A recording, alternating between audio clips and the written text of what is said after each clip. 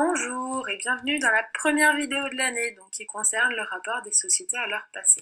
Dans cette vidéo, nous allons aborder l'historien et les mémoires de la Seconde Guerre mondiale, puisque c'est le chapitre qu'a choisi de traiter votre charmant professeur.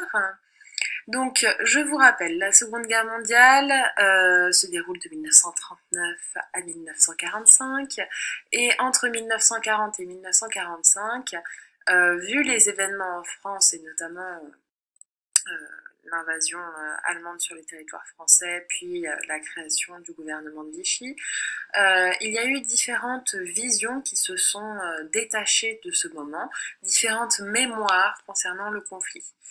Et ce qui est intéressant, c'est que depuis la fin du conflit, avec le travail des historiens, ou contre le travail des historiens, ces mémoires ont évolué. Donc, on va se poser la question de l'histoire et de la mémoire, du rôle de l'historien dans l'histoire, du rôle de l'historien dans la mémoire. Je vous rappelle, mais ça a déjà été dit en cours normalement, que la mémoire, c'est une relation affective et mouvante avec le passé, alors que l'histoire, c'est une reconstitution problématisée et scientifique du passé.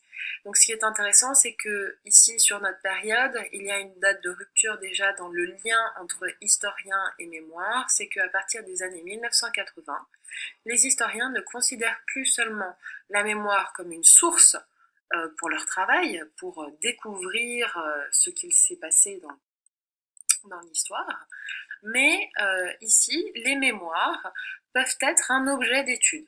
Et donc notamment, ici, vous aurez à retenir des noms d'historiens qui travaillent sur les mémoires.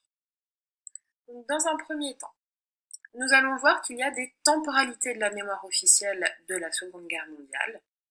Et nous commençons par l'ouvrage clé que vous devez connaître.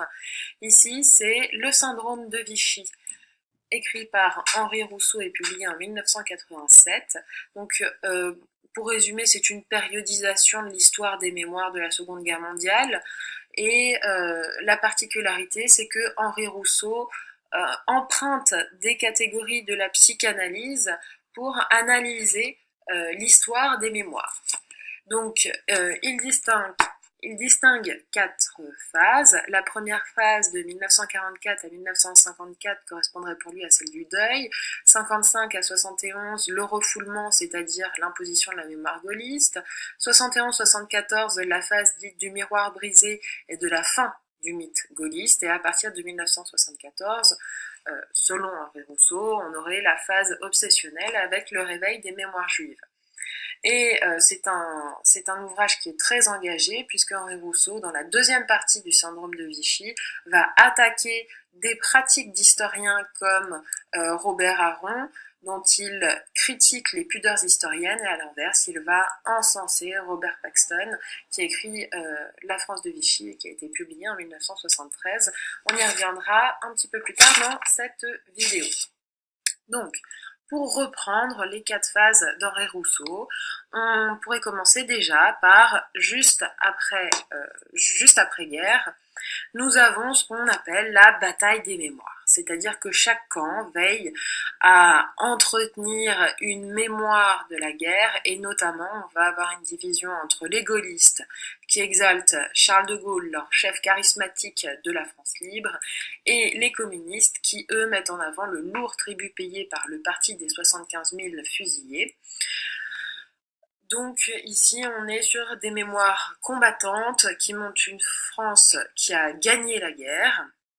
Dans un deuxième grand temps, on aurait le temps de la mémoire gaullienne à partir de 1958, donc quand Charles de Gaulle revient au pouvoir et instaure la Ve République. Cette mémoire gaulienne aurait pour but de refermer les blessures causées par la guerre. Et elle devient mémoire officielle en célébrant la résistance par-delà ces divisions. Ce qui est intéressant justement ici, c'est qu'il y a un consensus résistentialiste qui l'emporte, et la mémoire de la Seconde Guerre mondiale va quasiment devenir la mémoire de la résistance. Ça va prendre une forme concrète, à savoir la panthéonisation de Jean Moulin en 1964. Donc je vous rappelle que Jean Moulin est un homme de gauche rallié à la France libre, fondateur du Conseil national de la résistance, et sa panthéonisation marque le point d'orgue de la construction mémorielle.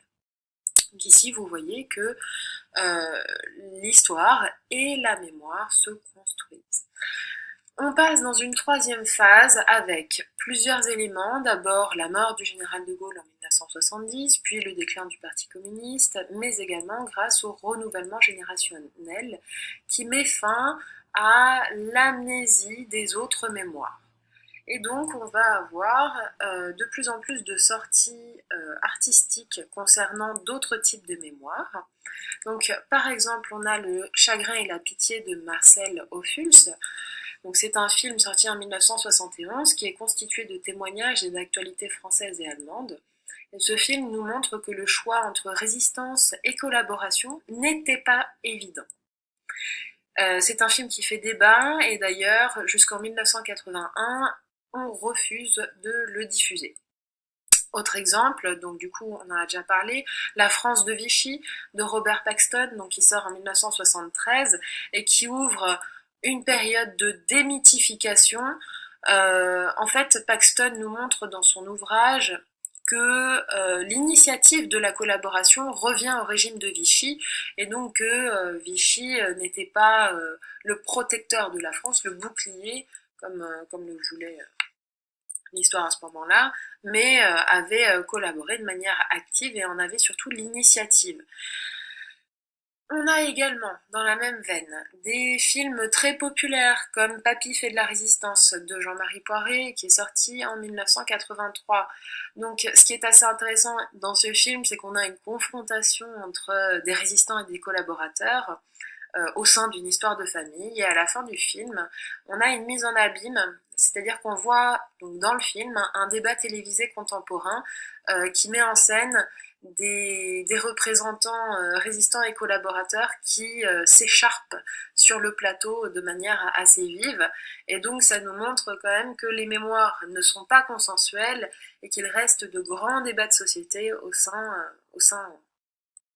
de la France. Donc ici vraiment on est dans la période de démythification d'une seule mémoire, mais sur une pluralité de mémoires, ce qui va être... on est sur un moment de doute. Et donc d'ailleurs on va avoir des scandales. Par exemple François Mitterrand va déposer une gerbe sur la tombe de Philippe Pétain et cela met en évidence la complexité des situations historiques. Et ça contribue également à la déconstruction de la figure héroïque du résistant. Donc voilà, là on est sur une remise en cause de la mémoire unique de la résistance, la mémoire gaullienne. Quatrième temps, eh bien on est sur le temps des procès, donc procès de Klaus Barbie, Paul Trouvier, Maurice Papon, jugés pour crimes contre l'humanité. Et puis en même temps, on aura la reconnaissance officielle par Jacques Chirac en 1995 de la complicité de la France dans la mise en œuvre du génocide. Et tout cela constitue un apaisement mémoriel relatif, ce qui correspondrait du coup à l'accomplissement du deuil, on va dire, si on reprend les termes de Henri Rousseau. Ce qui est intéressant néanmoins, c'est que, pour rappel, il y a eu 42 millions de Français qui ont cherché à survivre pendant la Seconde Guerre mondiale, 55 000 Français ont été enrôlés dans les forces vichistes ou allemandes, et 202 854 Français ont reçu officiellement une carte de résistant en 1945.